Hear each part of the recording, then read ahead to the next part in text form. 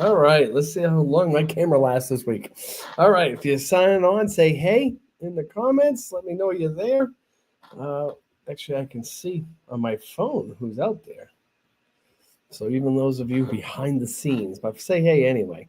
While you're doing that, we have some of these down the bottom of your screen, right about what here, right there. There it is. All right. Like and share this out if you would. And let's see, prayer requests in the comments, or if things are going great, we'd love to hear about that. What's God doing in your life? Let us know. This Saturday, the 21st, we are having a movie night at our church at Bay State Baptist Church at 337 Boston Road in Billerica, Massachusetts.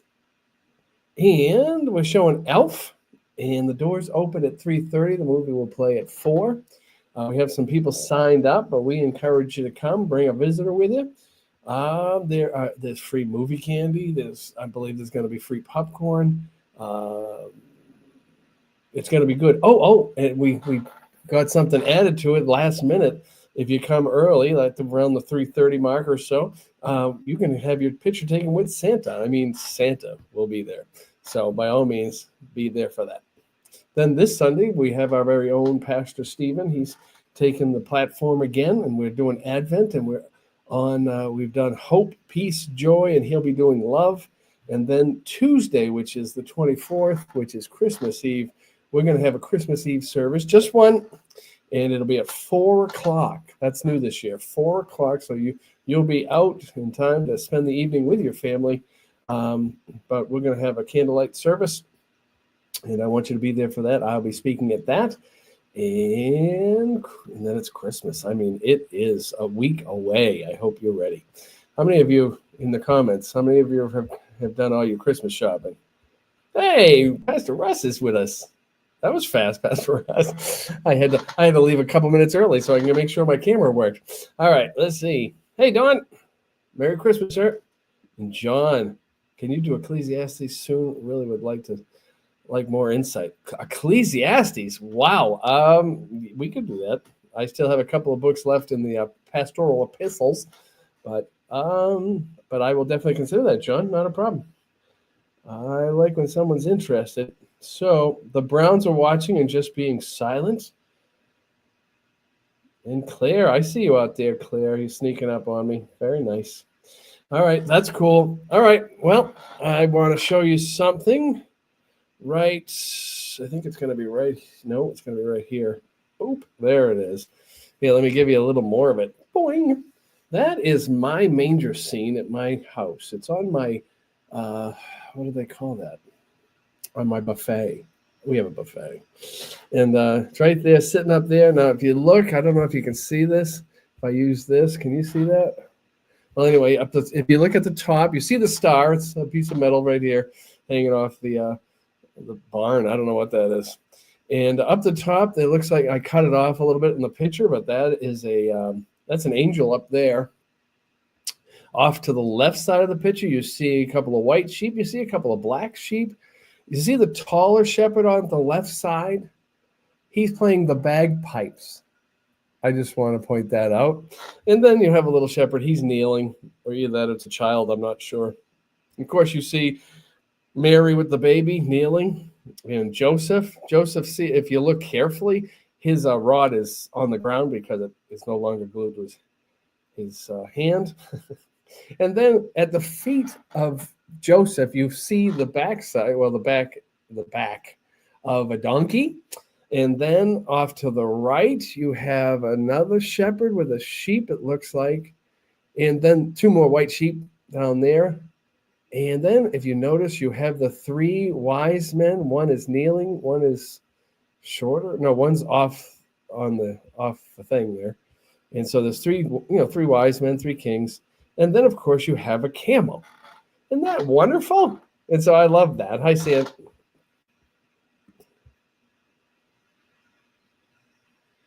Pray for Gail. That's cool. We'll be praying for Gail for this Christmas season. I'm sure it's hard. Oh, there's the Browns. And Sandy says hi. And the Browns are already praying. That is so like them. All right, so this is like the normal manger scene that we take out every. This is the willow display. We like willow, and I think that's most of it. I think we can buy some more stuff for it, but I wanted to say to have a nice display for Christmas. Hey, Phil. And so I'm going to make that smaller now. And I thought because we finished First Timothy 6 last week, which is there's only 6 chapters in First Timothy, and before we shoot into Titus, which is the next book we'll be doing, and then we'll be doing Second Timothy. But because we ended and it's Christmas next week, there's a good chance I won't be doing live because there's a good chance you'll be busy on Christmas Day. All right, even at this time of night. But who knows? I might just show up to see how your Christmas was. I have no idea. And so I just was doing some research, and I think it's kind of funny because every now and again around this time of year, I mention some things that we celebrate that are in this picture, that just is not part of the original Christmas story. It's just not. And so I started looking up stuff that maybe might not be in the original Christmas story that we've added, that we've made like we've added romance to it. Those are the words I use as we try to make it. Would it bother you if I told you it looks nothing like this? The original Christmas story was nothing like this, but yet a lot of us have this displayed in our home. And this is not a sacrilege or heresy. It's just somewhere along the line the story has changed a little bit. And we do like our manger scenes, and that's cool. But I want to give you 10 things tonight just for fun. Now, I'm not saying I believe these 10 things. I'm just saying these are 10 things that make you go, 10 things about Christmas, the real Christmas story that make you go, Now, ready? This is going to be cool. I think it's going to be cool. I hope you enjoy it. Oh, wait a minute. Look at the most holy Reverend Ron King is with us. Hey, Ron, Merry Christmas, sir. All right, so 10 things that make you go, and I actually have a few others, and I'll just tack them on the end or where they're applicable. Let's start with number 10. Many of you know this. I've heard it's used to try to disprove Christianity, make us look bad, but Jesus was not actually born on December 25th. I think most of us know that. I have no trouble celebrating it on the 25th. I don't know the exact date, but scholars smarter than me, I've actually read the stuff today again, that Jesus was probably born in March or April. And we know that because the shepherds were out watching their flocks by night. It would have been cold and rough to do and put a sheep in a pasture in that kind of weather even then. All right, so they're assuming it's in March or April. There's a lot of stuff. Matter of fact, if you go all the way back, remember the Christmas story starts with Zechariah and Elizabeth and them getting word that they're going to have John the Baptist. And there's a little phrase. Now, I believe every word in the Bible is there for a reason. And there's a phrase because Zechariah was a priest. He worked in the temple, and he was of the order of, and it tells you the name of the order of priesthood that he was part of. And there was a list, like a schedule, that this order did service in the temple at this time of year. So scholars have ripped all that apart. And sure enough, it was around March when Elizabeth gets pregnant. So, and a few months later, Mary gets pregnant. When you start doing all the math, again, Jesus was born probably in March or probably April.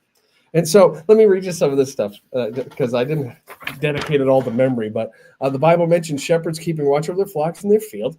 December in Israel would have been cold. The fields would have been unproductive and the sheep would probably corralled. Shepherds usually kept their flocks in the fields during spring lambing season. All right. So again, spring would be March or April. So how did Christmas come to be associated with, this is a good question, and I've heard atheists, I'll see you guys stole a pagan celebration. We didn't. It's okay. So how did it get to be December 25th? The earliest record estimates dating the birth of Christ came from Clement of Alexandria. That's about AD 200. So we're talking way back. He's mentioned different groups who identified the date of Jesus' birth as March 21st, April 15th, April 21st, or May 20th. So he didn't know. And so the mention of December 25th as Jesus' birthday wasn't until the mid 4th century. 400 years. Different, I'm sorry, where was when a Roman almanac listed December 25th as, quote, Christ was born in Bethlehem of Judea. Of course, it was written in Latin. So why December 21st? Tertullian, which is a writer back in the 4th century, recorded a calculation that the date of Jesus' birth was March 25th. Watch this. And if you notice, March 21st, 9 months later, would be December 25th. This was later celebrated as a feast commemorating Jesus's, now check this out, it was later celebrating a feast commemorating Jesus's conception as opposed to his birth. Further, it was suggested that Jesus died on March 25th, which led the belief that he was conceived and crucified on the same day. December 25th is obviously 9 months after March 25th, so it was taken as Jesus' birthday. The truth is that December 25th came from the celebration in the early church, not from pagan celebrations. Many scholars today believe that Jesus wasn't even born in December. So it wasn't December 25th. I don't think we're going to change it. I don't think it's going to stop us from getting into heaven. I don't even think it's necessarily a false teaching. It's just how things work with the telephone game. And I actually read something today. Did you notice that 4 Gospels and only 2 of them record the birth of the Savior? And you're going to ask yourself, why is that? And I can tell you why that is because each one of the Gospels was written to a certain audience, a certain group of people. One of them, Jesus is writing to a certain group, and he's being portrayed as a servant, the suffering servant. And back in that culture, if you had a servant, you didn't care where he was born or who his parents were. So that wasn't recorded. So it's kind of interesting. All right. Oh, look at that. Our people are good, rallying around. All right. Hi, Devin. Devin, are you still here? We just had a party. Cindy's birthday was Monday. All right. That was number 10. I'm not going to make through 10 of these. So that one makes you go, am I going to still enjoy Christmas? You better believe it. Am I going to take down my manger scene? No, not at all. Because in that manger scene, it's March 25th.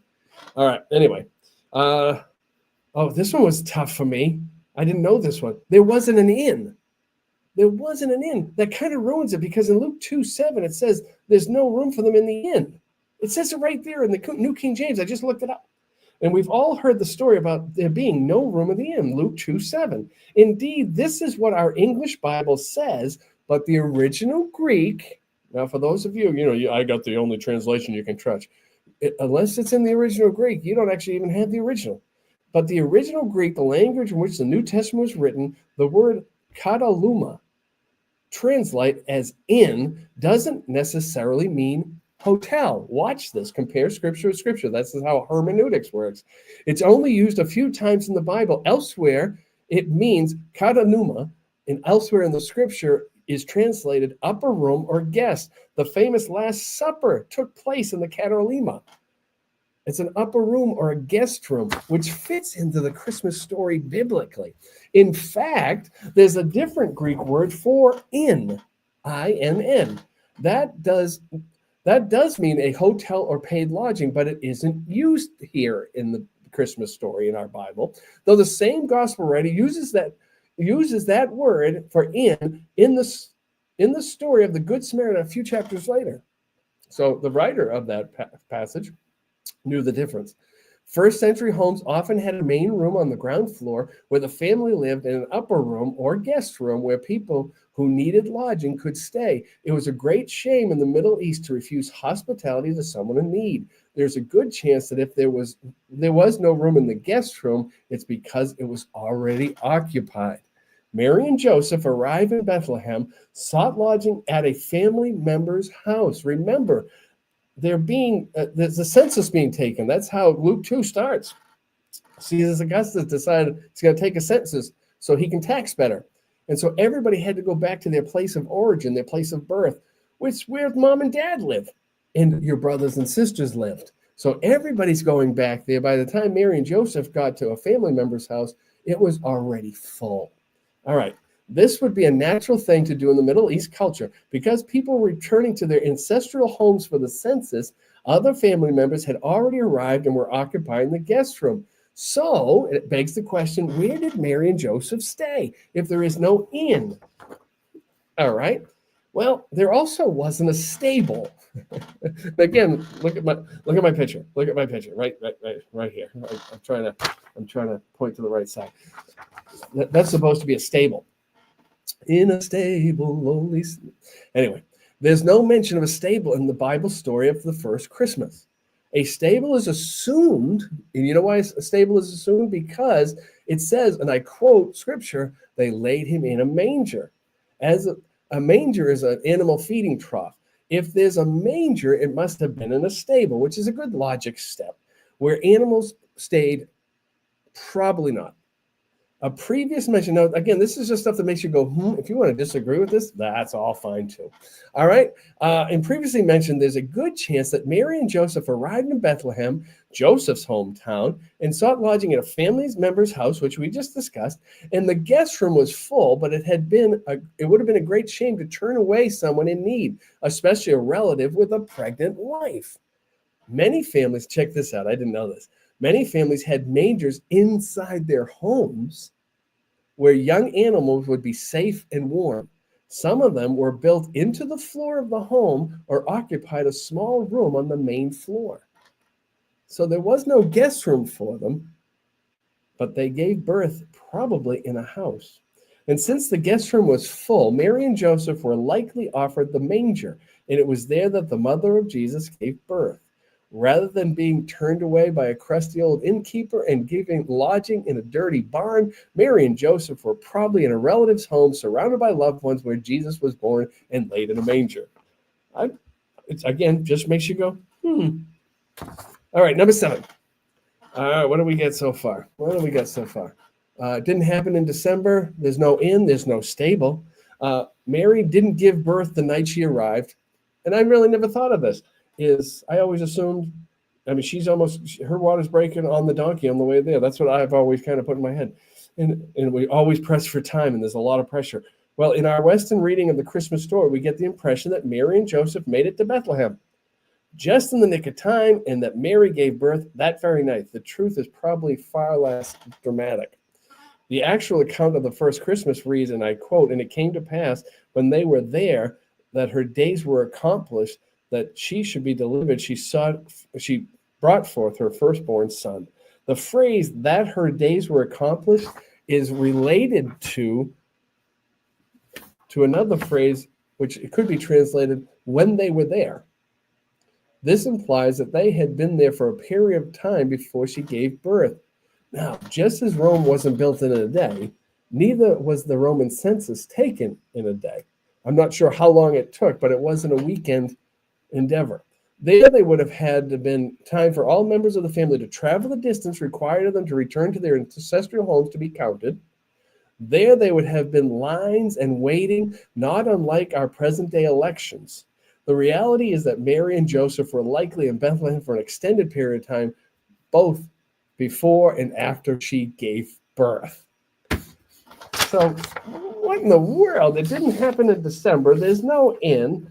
There's no stable. She didn't give birth right away. This is changing things for me. I'm going to have to go up there and change some of the figures in my display. Number 6. Excuse me. Number 6. The wise men didn't arrive the night Jesus was born. I've always said this. Let me just read some of this. The 3 wise men are staples in almost every nativity scene. You see it. Boop. Oh, over there. Sorry, this thing's backwards. Right there. You see them off to the right side of that picture. Those are the 3 wise men. Wise men didn't arrive the night Jesus was born. They're standing beside the shepherds, Mary, Joseph, and the baby Jesus. They complete the story for the first Christmas, or do they? The biblical account says, "And entering into the house," notice no stable, "entering into the house, they found the child with Mary, his mother." Now, notice 2 things in that account. First, the wise men have found the family in a house, not a stable. Now, either they have found lodging now in a house, or it's the house of their ancestral home. Quite possibly, they were still living with their family in Bethlehem at the time, or in a house they since rented. Second thing you need to know is the word child. They found a child.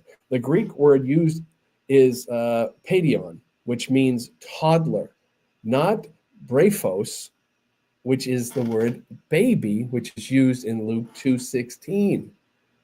So this census could have taken a couple of years, but this baby becomes a toddler. So it's not the night of. It's not the night of. So the wise men didn't arrive, number 6. Number 5, I thought this was interesting. I never really gave it much thought. I think I just took it for granted. The shepherds didn't follow a star. Never mentioned for them. That was for the wise men. They followed it from the east. Many think the shepherds as old men cradling lambs and standing in the stable with the stars shining above, having heard the angels sing, and we'll talk about that in a second. Many people believe that the shepherds followed the star to find the baby in a manger.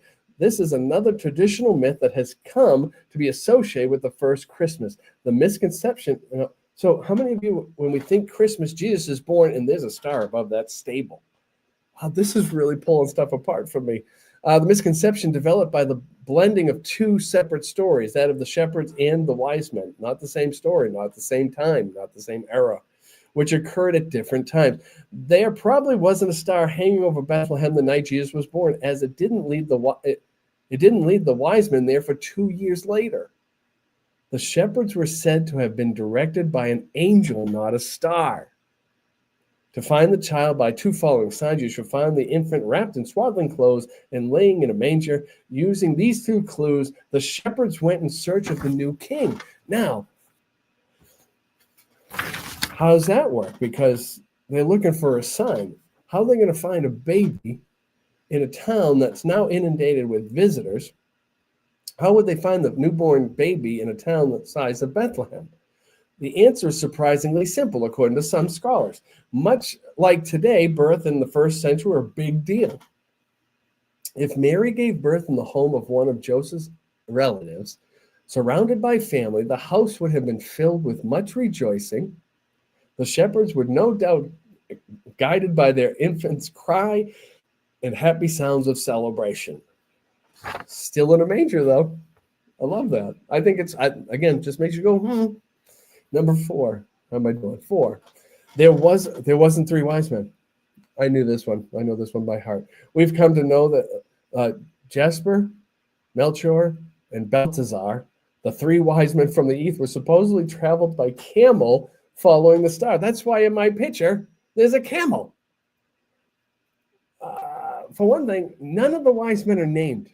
But there were really only 3. Were there really only 3 of them? In the truth, these 3 names weren't added to the story until the 7th century in the earliest Latin records. So they added names.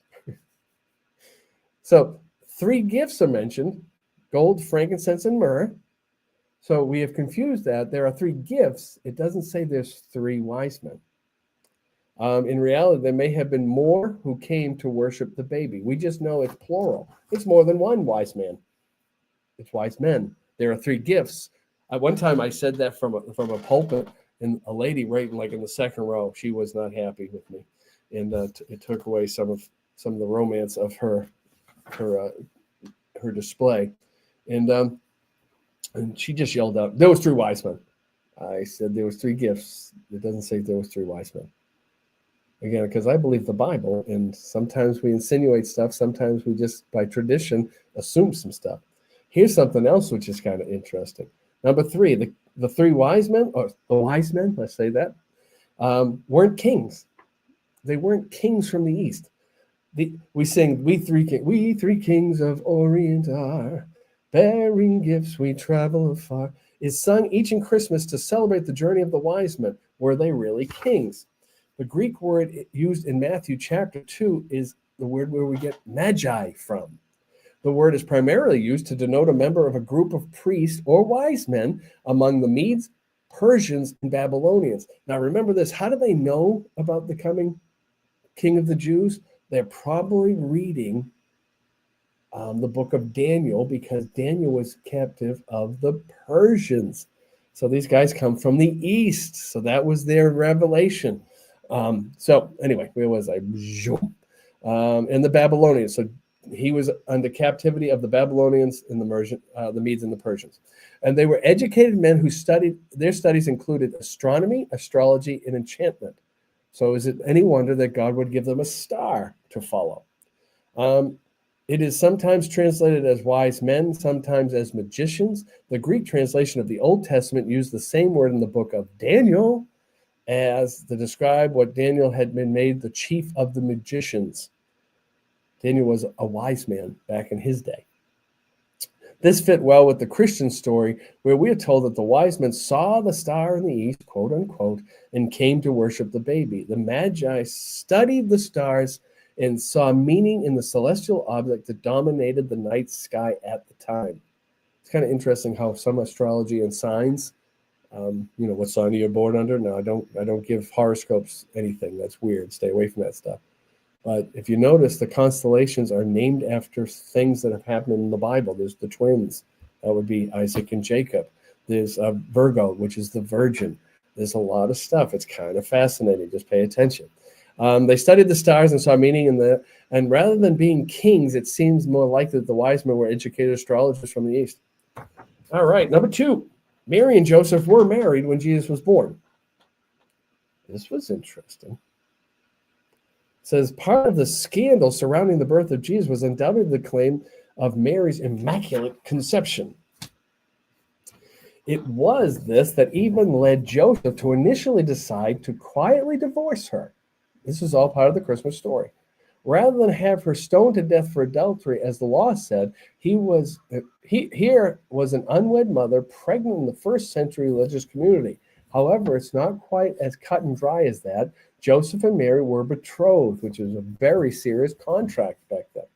I mean, you were as good as married when you were engaged back then. When they found out that Mary was pregnant, it's likely that they had signed a Jewish engagement contract called the Ketubah, that was much more legally binding than our modern engagements and could only be broken by divorce. And he decides, after seeing a vision of an angel, Joseph decides, and it says, in quote from the Bible, and took unto him his wife. Wife, you got to read all the words. So in the view of the average Jewish person in the first century, they were technically married, although they hadn't consummated the marriage. Years ago, I was teaching a teen class. This was years ago, decades ago. And I read the verse in Genesis where it says, and Adam knew his wife Eve, and she conceived and brought forth a son. And I said, how do we know that they were married? And we discussed it for probably 30 minutes. And they went, well, because, and probably, and I kept reading the verse over and over again. It says, when Adam knew his wife. You can't be a wife without being married. So did it give us the ceremony? No. Who performed the ceremony? I'm thinking God did. By the power vested in me by me, I now pronounce you man and wife. But Adam knew his wife. Got to read all the words. All right. And I put this one, number 1. I was taught this a long time ago. Angels don't sing. And in comparison, we who are allowed to sing and sing the worship songs to Jesus, we should, because we can sing better than the angels. Because in Luke chapter 2, in verses 13 and 14, you can look this up, because when all the heavenly hosts show up to the shepherds and they're sore afraid, it says this in verse 13 of Luke 2, and suddenly there was with the angel a multitude of heavenly hosts praising God and saying, doesn't say singing, glory to God in the highest, on earth, peace and goodwill towards men. And I told you I'd throw some in there because I have a minute left just off the top. I was looking, researching some of this stuff. Angels don't sing. Maybe there's an exception in the book of Job. You can look it up. But usually it doesn't mention them singing. I saw an article that gave me 4 more. It said there was no silent night. Because, again, Bethlehem is inundated by all these kids who are now adults going back to their ancestral homes and relatives. And it's so packed, there are no guest rooms left. And it all starts to make sense. So it's probably not quiet. And now you have a baby crying somewhere in the city and some rejoicing because a baby is born. There is no, see my picture over here? There's a donkey. Mary didn't ride a donkey. There's no mention of a donkey. Number 3, there's no mention of any animals. There's no mention of any animals. We're just animal crazy.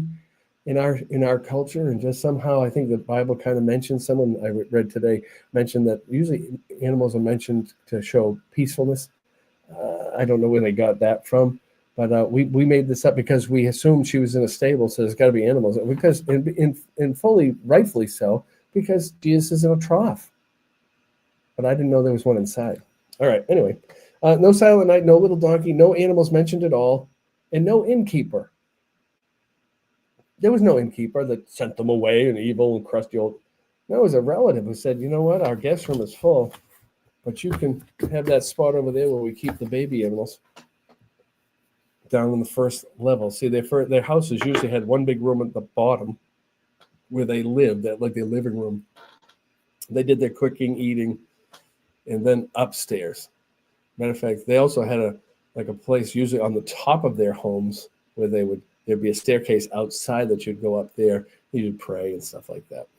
So all the stuff that makes you think about Christmas and go, But one thing I know is that Jesus came and Jesus saves. Gotta love that. So, all right. Let's see. Anybody else? Comments, conundrums? You want to tell me all that stuff is wrong? I'm in. It's okay. I hope I didn't ruin your Christmas. It was one of those things just to make you think that sometimes we add things to the Bible and it's just not there. And I knew that wasn't three wise men.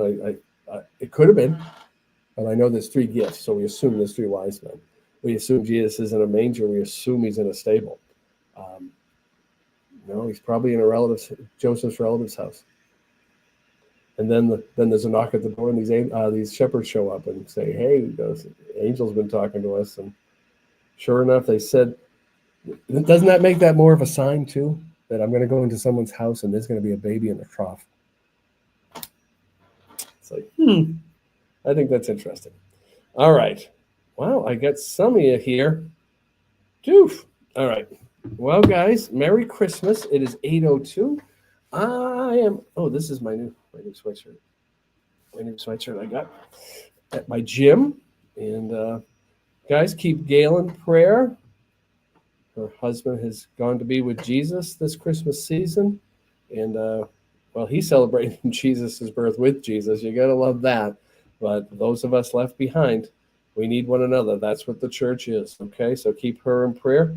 And thank you, guys. I find that fun. I find that interesting. And it was still Bible. I taught you some Bible. And whether I didn't say all that's true, I'm just saying it's interesting. I know, I'm pretty sure Jesus wasn't born on the 25th. I'm pretty sure of that. But it's okay. I'm still going to celebrate. I'm not going to be one of those weirdos who makes a big thing out of nothing. And I'm still going to put my manger scene out. And I'm still going to sing Silent Night because I know the story behind Silent Night. And I like it. So with that, again, remember this Saturday we are putting on Elf, the movie. We're not putting it on. Well, we're playing it, I guess, as a movie night. Reach out to our community. Come on by. There'll be free movie candy. I believe there'll be movie popcorn. I believe there'll be waters probably. And if you come, the doors open at 3:30. You'll have an opportunity to sit and have your photo taken with Santa. And that's cool. I think that's cool. So I'll take my picture with Santa. And we have taken some weird pictures, Santa and I, over the years. And then Pastor Stephen will be speaking on the last element not the last element, but Advent. We've been doing the Advent calendars. We've covered hope, peace, joy. He's going to cover love, and I'm going to cover Jesus on Christmas Eve, which is the 24th, which is at 4:00 at Bay State. All right, that is everything in a nutshell. Love you guys. Talk to you later. Bye.